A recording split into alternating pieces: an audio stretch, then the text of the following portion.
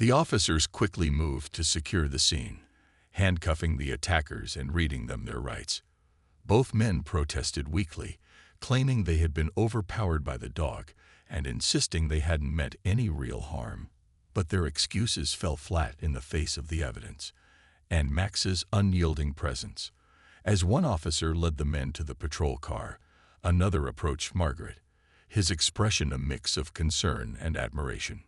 "That's quite a dog you've got there," he said, glancing at Max with respect.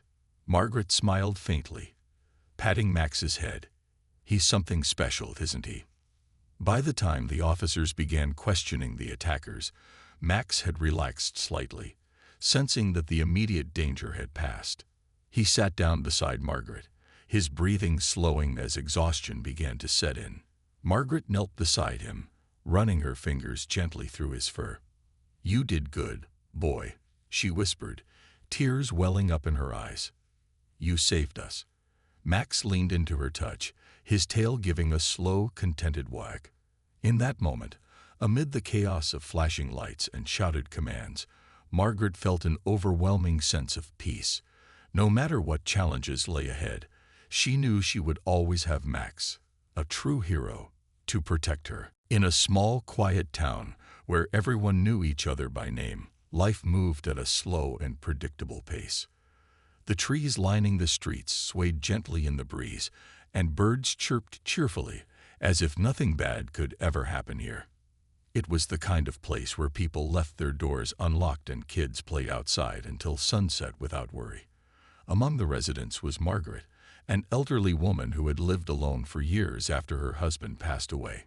Despite her age, she remained active, taking daily walks around the neighborhood with her faithful companion, Max. Margaret's house wasn't grand or fancy. It was cozy, filled with photos of family vacations, old letters, and trinkets collected over decades. But what truly set it apart was the presence of Max. To anyone passing by, he might have looked like just another big dog lounging on the porch, his golden coat shining under the sun. However, those who took the time to notice would see something different about him. His eyes were sharp, always scanning his surroundings, and his posture carried an air of authority that most dogs lacked. There was a reason for this. Max wasn't your average pet. He was a retired U.S. Army canine, trained to handle some of the toughest situations imaginable. Max had spent years serving alongside soldiers, sniffing out danger, tracking enemies, and protecting lives. When his service ended, he found a new home with Margaret, who adopted him through a program that connected veterans with former military animals. From the moment they met, the two formed an unbreakable bond. Margaret treated Max not just as a pet, but as a partner. She often joked that he was more disciplined than most humans she knew. Every morning, they went for long walks together, rain or shine. People in the neighborhood loved seeing them pass by, Margaret walking steadily with her cane, and Max trotting proudly beside her, his leash taut in his mouth as if he were leading the way. Though few people knew about Max's past, those who did couldn't help but admire him. Once, when a stray cat got stuck in a tree near Margaret's house, Max barked loudly and stood guard below until someone came to rescue it. Another time, during a thunderstorm, he stayed awake all night pacing near Margaret's bed, ensuring she felt safe. These little acts of devotion made him beloved in the community, though no one realized just how extraordinary he really was. Despite the peace of their daily routine, Margaret sometimes worried about living alone. She tried not to show it, but there were moments when she felt vulnerable, especially when walking home late from the grocery store. Still, she never let fear stop her from enjoying life. And why should she? After all, she had Max by her side, a protector unlike any other. Little did she know, that sense of security would soon be put to the test in ways she couldn't imagine. The evening everything changed started like any other. The sky was painted orange and pink as the sun dipped below the horizon. Margaret finished her shopping and headed back toward home, Max trotting happily beside her. They took their usual route, passing familiar houses and waving to neighbors along the way. As they turned onto a quieter street, Margaret noticed two figures lurking ahead in the shadows. Something about them seemed off, but she told herself not to jump to conclusions. After all, this was her neighborhood, a safe haven where nothing bad ever happened. Or so she thought. The two figures lingered near the corner of the alley, their silhouettes barely visible in the fading light. Margaret slowed her pace slightly, her grip tightening on Max's leash as a flicker of unease crept into her mind. She glanced down at Max, who had already picked up on the tension in the air. His ears perked up, and his body stiffened, his usual relaxed demeanor replaced by one of alertness. Though Margaret couldn't see it, Max's instincts were screaming warnings that something wasn't right. The men didn't look like they belonged in the neighborhood. Their clothes were dark and mismatched, and they kept glancing around nervously, as if making sure no one was watching them.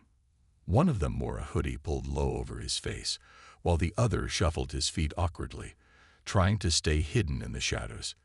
They weren't doing anything illegal, at least not yet, but there was something about their presence that felt out of place. Margaret hesitated for a moment, considering turning back or crossing the street, but she quickly dismissed the thought. "Don't be silly," she muttered under her breath. "This is your home. You've walked these streets 1,000 times." As she approached the alley, the two men stepped forward, blocking her path. The sudden movement startled Margaret, and she instinctively took a step back. Her heart began to race, though she tried to keep her composure. "Excuse me," she said politely, hoping they would simply move aside. But instead of stepping out of the way, the man in the hoodie smirked and exchanged a glance with his companion. It was then that Margaret realized this wasn't a chance encounter, it was deliberate. "Hand over your bag, lady," the man in the hoodie demanded, his voice low and menacing. He held out his hand expectantly, while the second man hovered behind him, looking nervous but determined. Margaret's breath caught in her throat. She clutched her grocery bag tightly, feeling a wave of panic wash over her. This couldn't be happening. Not here, not now. She glanced around desperately, hoping someone might walk by or hear her cries for help. But the street was eerily quiet, the only sound the distant hum of traffic from a nearby road. Max, sensing the growing danger, let out a low growl. It was a sound that sent shivers down Margaret's spine, though she knew it wasn't directed at her. His muscles tensed beneath his golden coat, and his tail stood straight out, a clear sign that he was ready to act. Margaret placed a gentle hand on his head, trying to calm him. "It's okay, boy," she whispered softly, though her trembling voice betrayed her fear. She hoped against hope that the men would leave them alone, but deep down, she knew it wasn't going to be that simple. The man in the hoodie sneered when he heard Max's growl. "What's the matter? Your little dog gonna save you?" he taunted, taking another step closer. His words were meant to intimidate, but they had the opposite effect on Max. The retired military canine didn't bark or lunge. Not yet. Instead, he stared at the men with an intensity that made even the more confident of the two shift uncomfortably. There was something unnerving about the way Max watched them, as if he were sizing them up, calculating his next move. Margaret's mind raced as she tried to think of a way out of the situation. She could feel the weight of her purse on her shoulder, the contents inside suddenly feeling insignificant compared to the danger she faced. "Please," she said, her voice steadier than she expected. "I don't want any trouble." But her plea fell on deaf ears. The second man moved closer, reaching out to grab her arm. That was when everything changed. In that split second, Margaret realized she wasn't alone. Max was there, a protector unlike any other. And though she didn't know exactly what he was capable of, she trusted him completely. As the man's fingers brushed against her sleeve, Max's demeanor shifted. The calm, watchful dog disappeared, replaced by a highly trained soldier ready to defend his handler. The tension in the air became almost unbearable, and Margaret braced herself for what was about to happen. As the distant sound of sirens grew louder, Max remained in full protective mode, his body taut and his eyes sharp. The two men on the ground were no longer a coordinated threat. Instead, they had devolved into a pair of frightened individuals who now realized they had severely underestimated their target. And her dog, the man in the hoodie, still nursing his injured arm, groaned loudly, alternating between swearing under his breath and pleading for mercy. "Get this thing off me," he yelled, though it was clear Max had already backed off. The second man, sprawled awkwardly on the pavement, scrambled to sit up, his face pale with fear as he stared at Max like he'd seen a ghost. Margaret, though shaken, found herself marveling at Max's behavior. Every move he made was measured and controlled, as if he were following an invisible set of rules drilled into him during his time in the military. He didn't bark unnecessarily or act out of anger. Instead, he stood his ground, ensuring the attackers couldn't make another attempt to harm her. His discipline was remarkable, almost human-like in its precision. Margaret had read stories about military dogs before adopting Max, but seeing those skills in action was something entirely different. It filled her with both pride and gratitude. Pride for the incredible animal standing beside her, and gratitude that she had been lucky enough to have him in her life. The man in the hoodie finally managed to push himself into a sitting position, cradling his arm close to his chest. "What is this dog?" he muttered, his voice trembling. His bravado from earlier had completely vanished, replaced by sheer panic. He glanced at his companion, who was still struggling to get to his feet, and then back at Max. "This ain't normal," he added, shaking his head in disbelief. For all their planning and confidence when they first approached Margaret, they now looked like cornered animals themselves, scared, disoriented, and utterly defeated. Max's presence alone seemed to keep them paralyzed. Even after subduing them, he didn't let his guard down. His ears twitched at every sound, and his body remained coiled, ready to spring into action again if necessary. Margaret could see the tension in his muscles, the way his tail stayed low and rigid, a stark contrast to the happy wagging she was used to seeing during their walks. This wasn't the Max who greeted her warmly at the door or played fetch in the backyard. This was the soldier, the highly trained protector who had spent years honing his skills to defend those who mattered most to him. The second man, finally managing to stand, took a hesitant step backward, keeping his distance from Max. "We messed up," he mumbled, more to himself than anyone else. His voice was shaky, his bravado long gone. He looked around frantically, as if searching for an escape route, but Max's unwavering gaze kept him rooted in place. It was as if the dog was silently communicating, "You're not going anywhere." The man raised his hands in surrender, his earlier aggression replaced by desperation. Okay, we're done. Just call your dog off." Margaret hesitated for a moment, unsure whether to respond. She knew Max wouldn't hurt them further unless provoked, but she also understood that these men needed to realize they couldn't simply walk away from what they had tried to do. "Stay where you are," she said firmly, her voice stronger than she expected. "Help is coming." Her words carried a quiet authority, bolstered by the knowledge that Max had her back. She felt a surge of empowerment, a feeling she hadn't experienced in years. Despite her age and vulnerability, she wasn't helpless, not with Max by her side. The wail of sirens grew deafening as police cars screeched to a halt at the entrance of the alley. Officers poured out, their flashlights cutting through the dim light as they assessed the scene. One of them immediately spotted Max, his imposing figure standing tall beside Margaret. "Ma'am, are you all right?" An officer called out, his hand resting cautiously on his holster. Margaret nodded, holding up her hand to signal that everything was under control. "I'm fine," she replied, her voice calm but firm. "But these two tried to rob me." In the days that followed, Max's fame continued to grow, transforming him from a beloved neighborhood dog into something of a local celebrity. The story of how he had single-handedly thwarted an attempted robbery spread far beyond the confines of their small town, reaching newspapers, social media, and even regional television channels. People were captivated by the image of the golden retriever-turned-hero, whose calm demeanor masked a reservoir of courage and skill honed during his years in the military. Margaret, though initially reluctant to embrace the spotlight, found herself swept up in the wave of admiration directed at Max, and indirectly, at her as well. Every morning brought new visitors to Margaret's doorstep. Some came bearing gifts, homemade treats for Max, bouquets of flowers for Margaret, or heartfelt notes thanking them both for inspiring the community. Others stopped by simply to catch a glimpse of the legendary dog who had saved his owner from harm. Children became particularly enamored with Max, often asking if they could take pictures with him or hear more about his adventures. Margaret indulged their curiosity, sharing snippets of Max's past, while emphasizing his role as a protector rather than a fighter. "He's not just strong," she would say with a smile. "He's kind, loyal, and incredibly smart."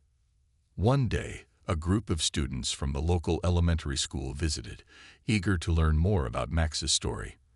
Their teacher explained that the class had been studying heroes throughout history, and after hearing about Max, they wanted to include him in their project.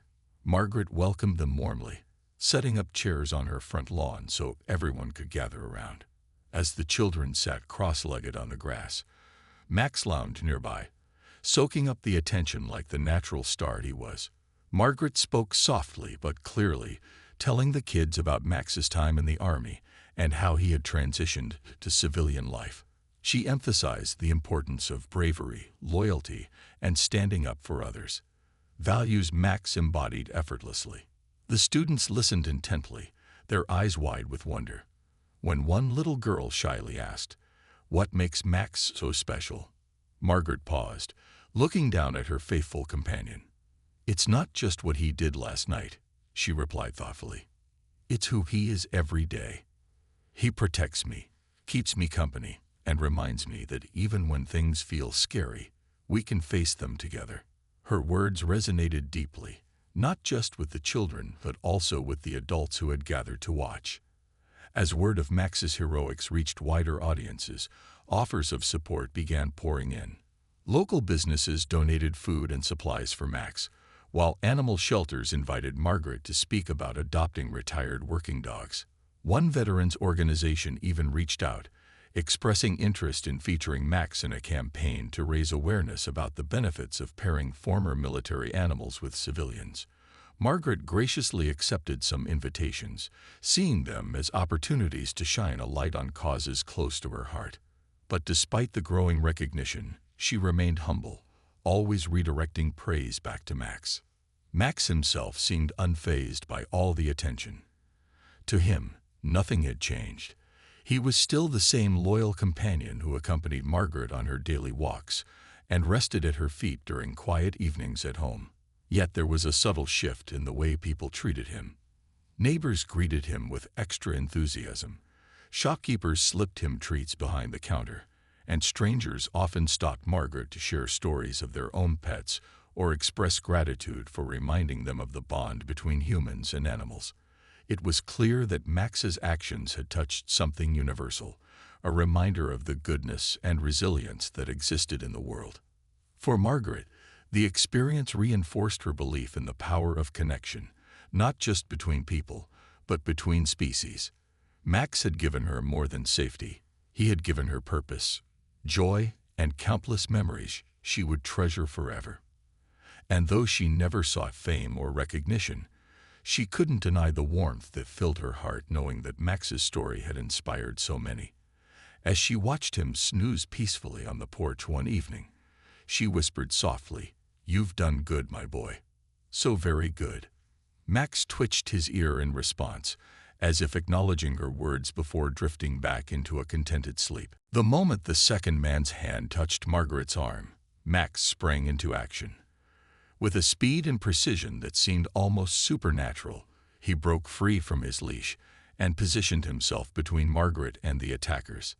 His growl, low and guttural at first, erupted into a deafening bark that echoed through the narrow alley. The sound was so commanding, so full of authority, that it froze the two men in their tracks for a split second. That brief pause was all Max needed. Margaret stumbled back, her heart pounding as she watched Max transform before her eyes. Gone was the gentle companion who wagged his tail during their evening walks.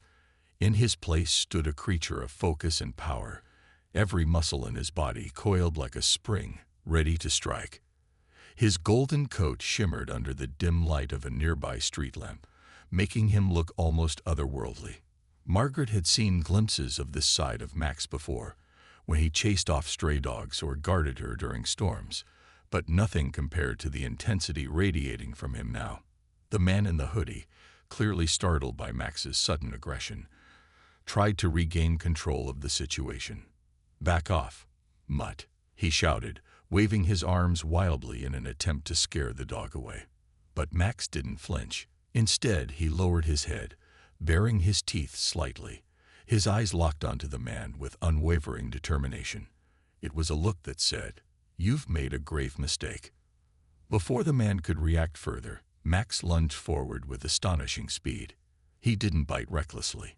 Instead, he moved with calculated precision, targeting the man's arm, the same arm that had reached for Margaret moments earlier. With a swift motion, Max clamped down firmly but not fatally, applying just enough pressure to immobilize the attacker without causing serious harm.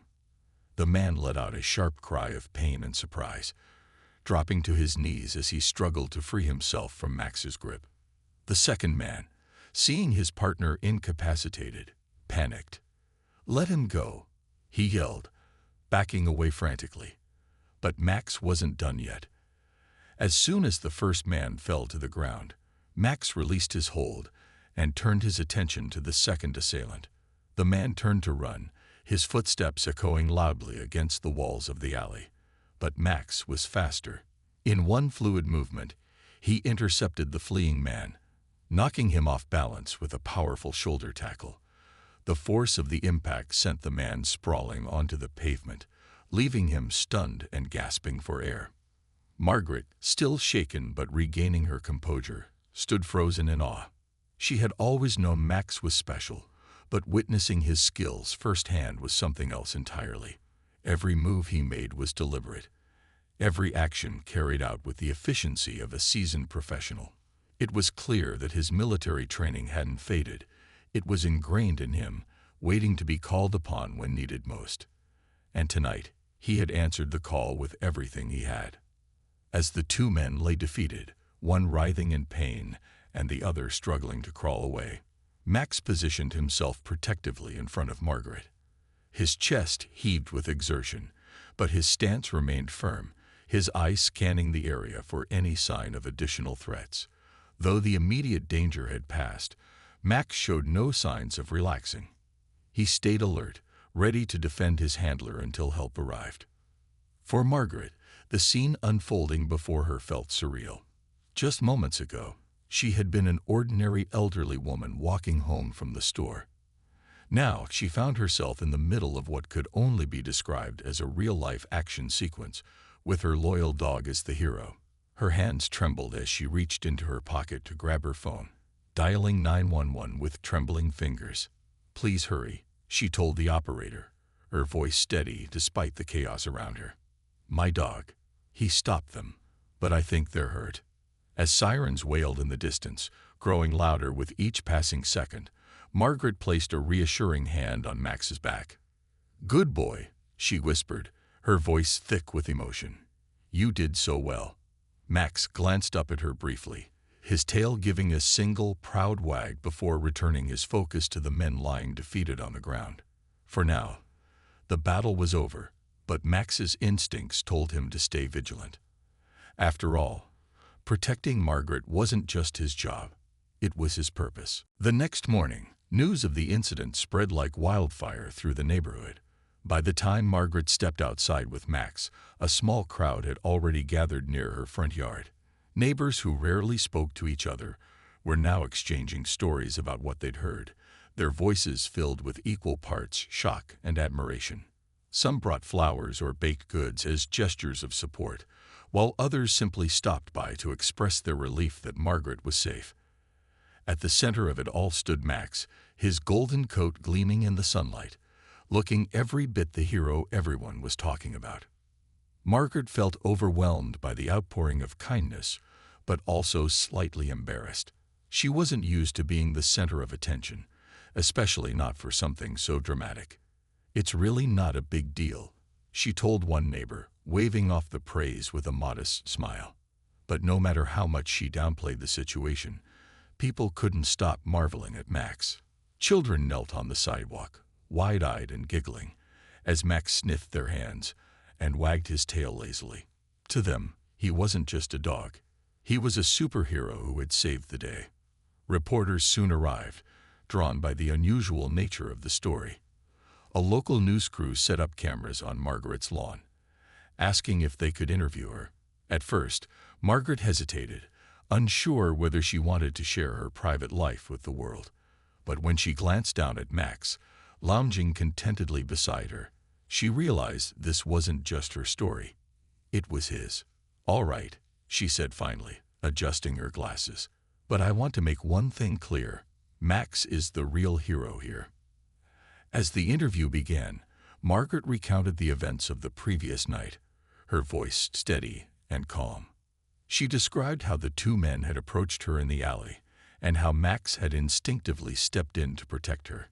"He didn't hesitate for a second," she said, her eyes glistening with emotion. "One moment, he was my sweet companion. And the next, he was, well, you saw him." She gestured toward Max, who lay sprawled on the grass, oblivious to the attention focused on him. The reporters chuckled, snapping photos as Margaret continued. "I've always known he was special, but seeing him in action last night, it was something else entirely." When asked about Max's background, Margaret opened up about his time in the U.S. Army. She explained how he had been trained to detect explosives and assist soldiers on dangerous missions before retiring to a quieter life with her. "He may be retired, but clearly he hasn't forgotten his training," she added with a soft laugh. The reporters listened intently, scribbling notes and filming every word. By the time the interview ended, Margaret felt drained but oddly proud.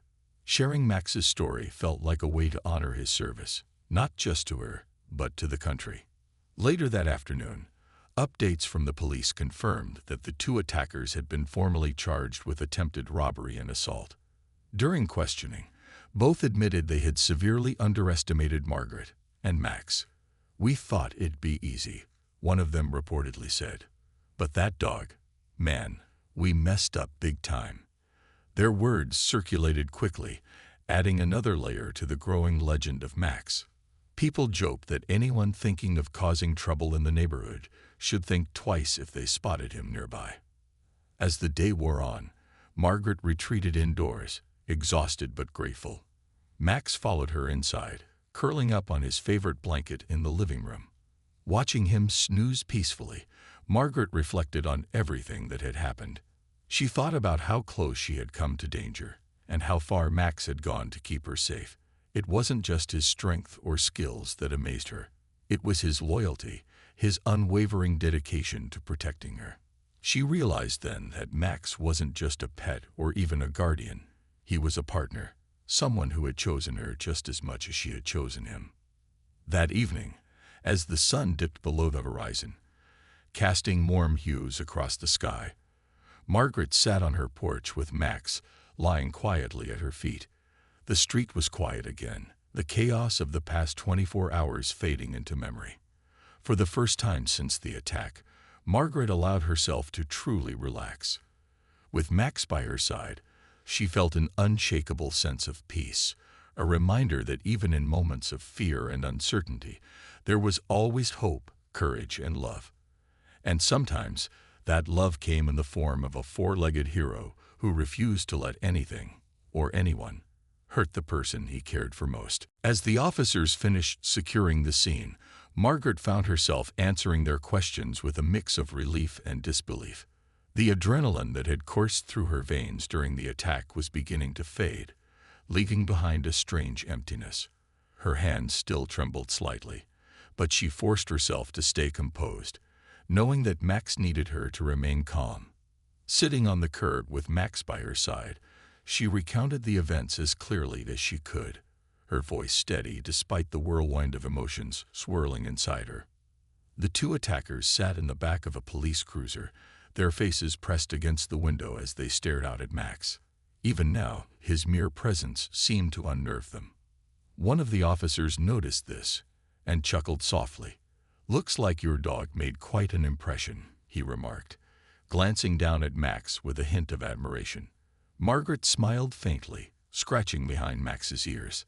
"He has that effect on people," she replied, her tone light but tinged with pride. She didn't elaborate on Max's past. Not yet, but it was clear to everyone present that there was something extraordinary about him. While one officer took notes, another approached Margaret to ask about Max's behavior. "Does he always act like this when you're in trouble?" The officer inquired, crouching down to get a better look at the dog. Margaret shook her head.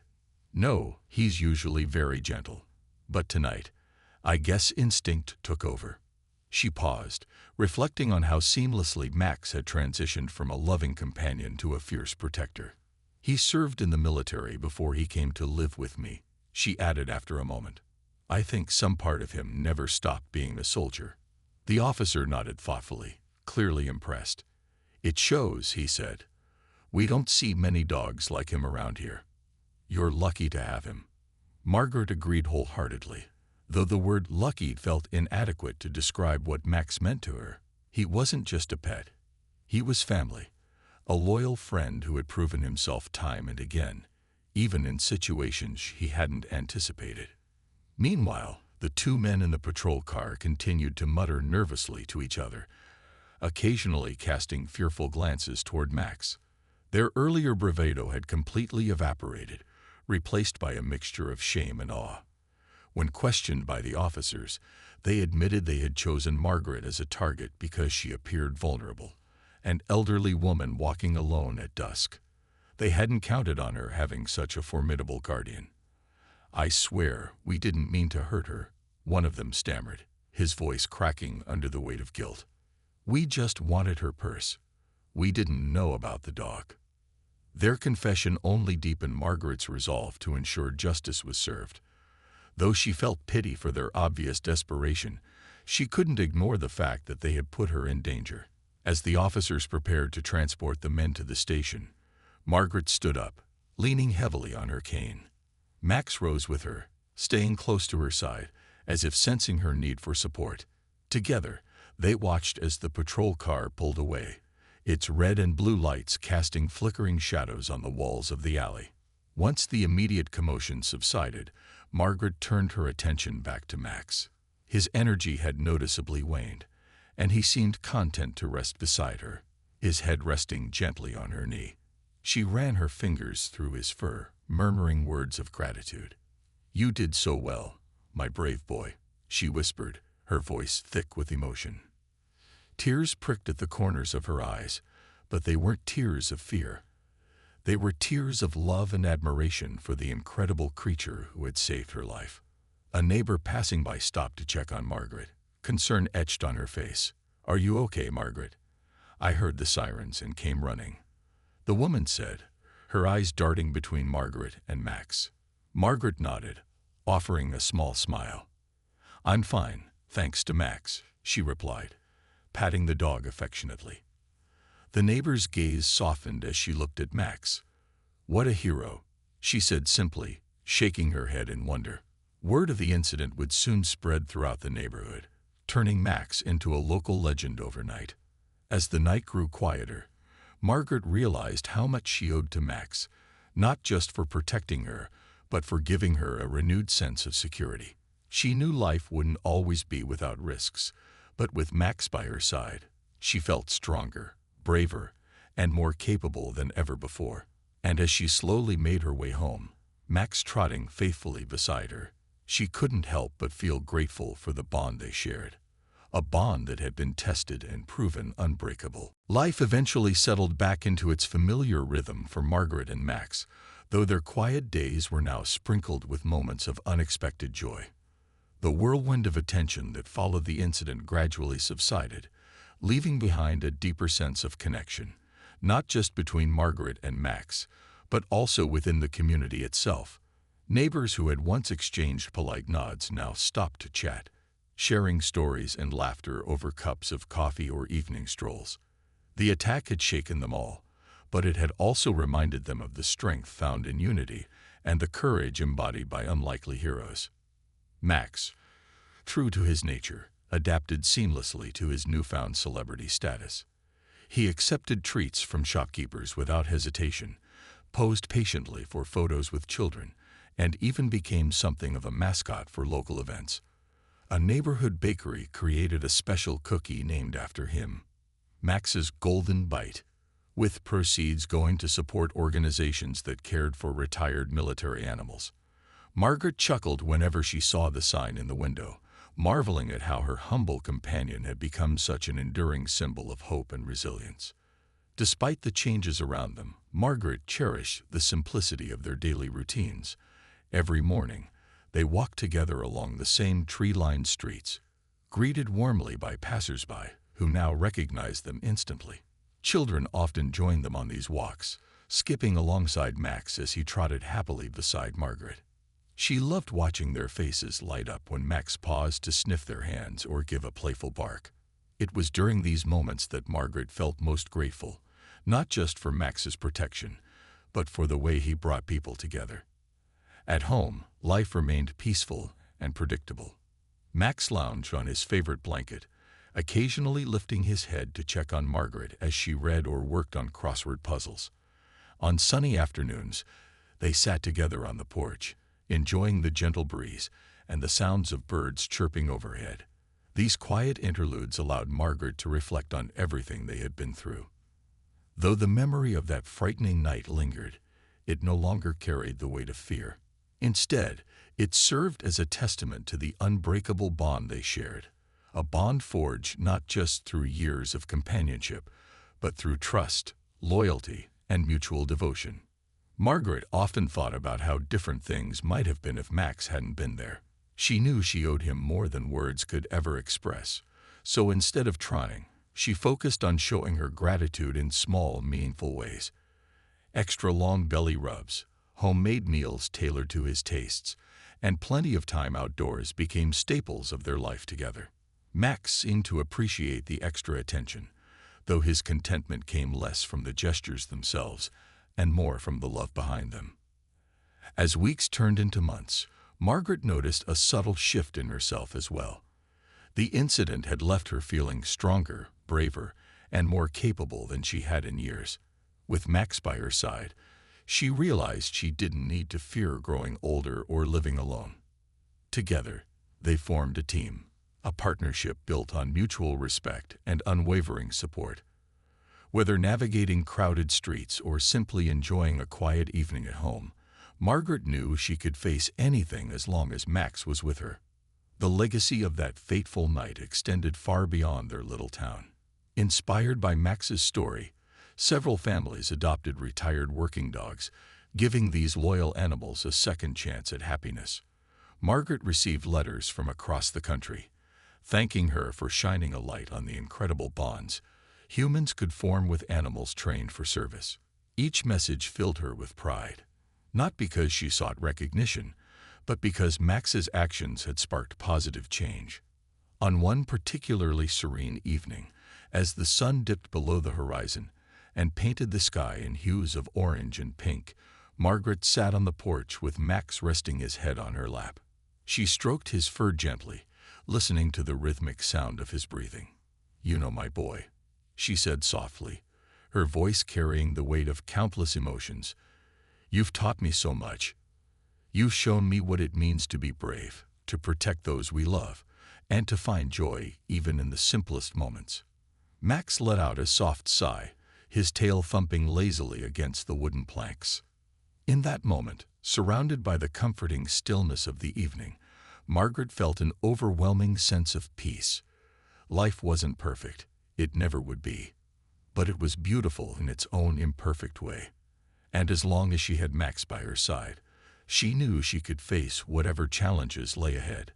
Together, they had proven that even in the darkest moments, light could shine through, in the form of courage, love, and the extraordinary bond between a woman and her dog.